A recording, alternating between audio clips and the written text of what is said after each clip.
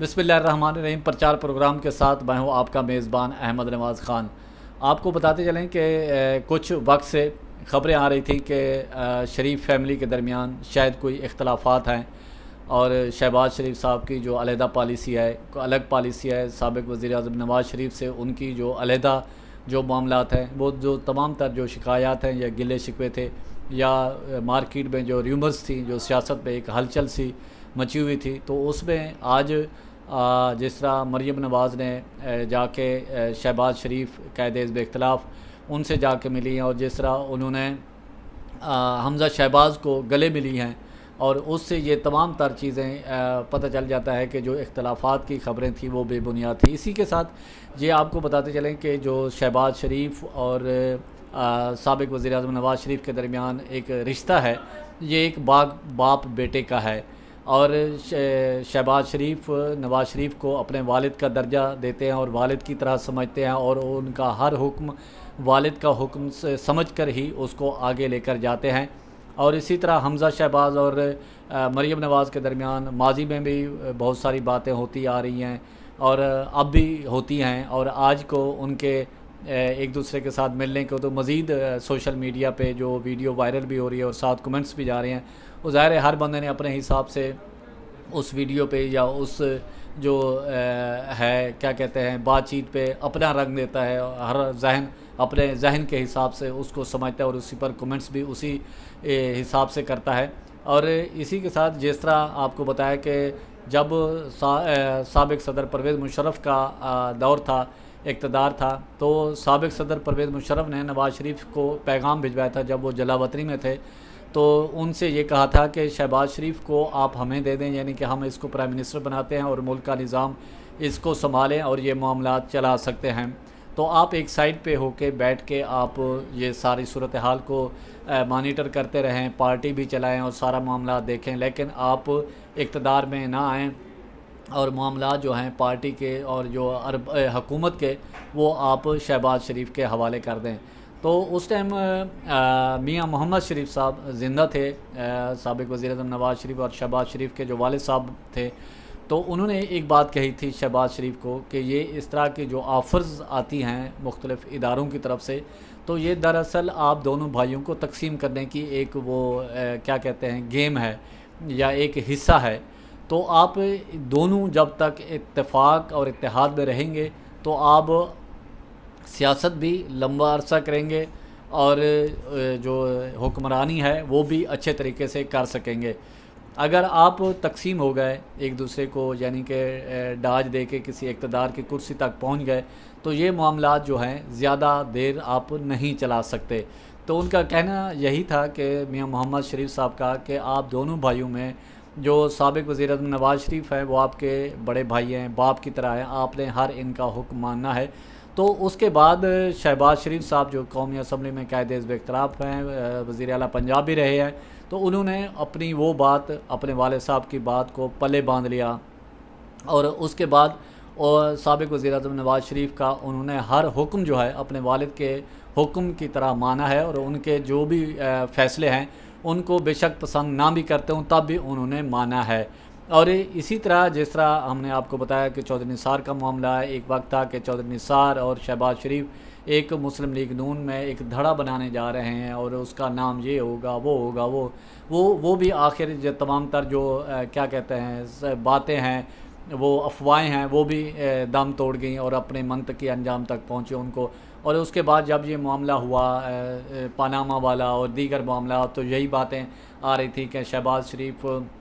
جو driving seat پہ آ جائیں گے، اقتدار کی جو ڈرائیونگ سیٹ ہے اس پہ آ جائیں گی، تو جو معاملات ہیں وہ پھر شہباز شریف کے ہاتھ میں آ جائیں گے، اور پارٹی معاملات جو ہیں شہباز شریف دیکھیں گے، اور نواز شریف جو ہیں وہ اب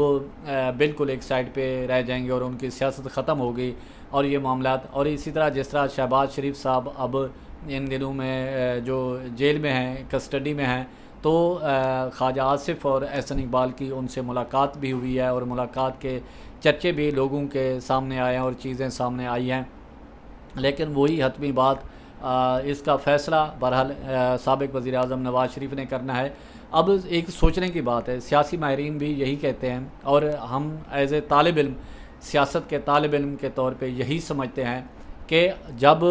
سابق صدر پرویز مشرف نے نواز شریف کو آفر کی تھی کہ شہباز شریف کو ہم وزیر اعظم پاکستان بناتے ہیں تو آپ ان کو سپورٹ کریں، یعنی کہ پولیٹیکل سپورٹ کریں اور آپ سیاست سے ایک سائڈ پہ ہو جائیں۔ آپ دیکھ رہے ہیں یہ ہے کہ اس سٹیج پہ جب یہ کیا کہتے ہیں پنجابی میں کہ پھلاں تلو پانی نہ گزرنے کے باوجود اب سابق وزیر اعظم نواز شریف اگر یہ فیصلہ اس وقت کرتے ہیں کہ ٹھیک ہے شہباز شریف جو ہیں ان کو پرائم منسٹر بنا دیتے ہیں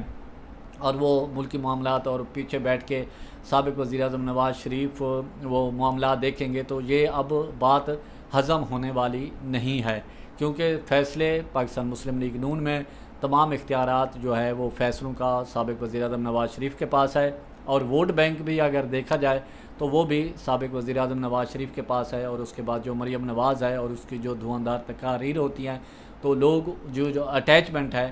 کیونکہ قومی اسمبلی میں جو قائد حزب اختلاف ہیں شہباز شریف صاحب، ان کے بارے میں پارٹی کے اندر اور باہر یہی بات کی جاتی ہے کہ وہ ایڈمنسٹریٹر اچھے ہیں اور اچھا وہ ڈیلیور کرتے ہیں ایڈمنسٹریٹر کے طور پہ۔ اب یہ تمام معاملات اور پی ڈی ایم کا دوسرا جلسہ، اور اسی کے ساتھ ہم جس طرح وہ فوکس کر رہے تھے کہ مریم نواز شریف نے جس طرح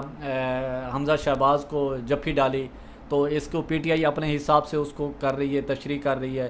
اور مسلم لیگ نون کے جو ورکرز جو اس کے جو حامی ہیں وہ اپنے حساب سے اس کو ڈیفینڈ کر رہے ہیں۔ بہرحال اب یہ دوسرا اب سیاسی طور پہ اگر دیکھا جائے کہ جو ایک باتیں چلی آ رہی تھی کہ شہباز شریف فیملی کے درمیان، حمزہ شہباز کے درمیان، مریم نواز کے درمیان، نواز شریف کے درمیان جو اختلافات ہیں وہ اب اس جو آج کے اس وجہ سے جس طرح مریم نواز نے والہانہ اس سے ملی ہیں کزن کو بھی، یعنی کہ حمزہ شہباز کو اور چاچا کو شہباز شریف کو، تو اس تمام تر جو ان کے اختلافات کی جو افواہیں ہیں وہ دم توڑ گئی ہیں،